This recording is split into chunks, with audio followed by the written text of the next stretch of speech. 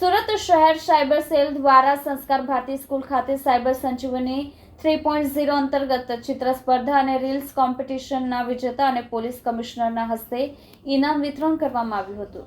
આધુનિક યુગમાં બાળકથી લઈને વૃદ્ધ સુધી ઘણા લોકો ઇન્ટરનેટનો વધુ ઉપયોગ કરી રહ્યા છે, જેના કારણે સાયબર ક્રાઇમના કેસોમાં ધરખમ વધારો થઈ રહ્યો છે।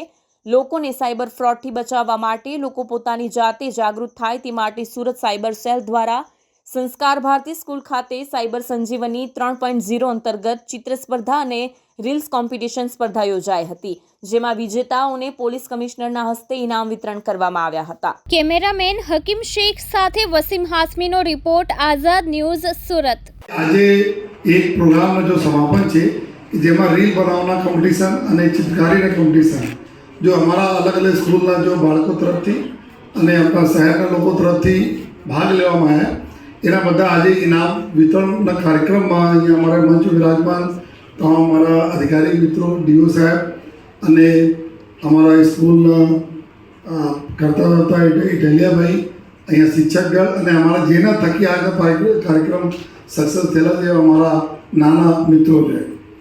આ બધા જોઈ શકો છો કે કેટલા ક્રિએટિવિટી છે। અમે લોકો તો સાયબર ક્રાઇમની વાત કરીએ તો સાયબર ક્રાઇમમાં અમુક ચીજોને બધા વાત કરીએ છીએ કે ડિજિટલ અરેસ્ટ હોય કે ઓટીપીમાં મારફતે લોકો આપણા તમારા પૈસા કાઢી લઈ જતા હોય, તમે ચીટિંગ કરે, જોબ ફ્રોડ હોય, ઇન્વેસ્ટમેન્ટ ફ્રોડ, અલગ અલગ પ્રકારના। પરંતુ જ્યારે આપણા બાળકો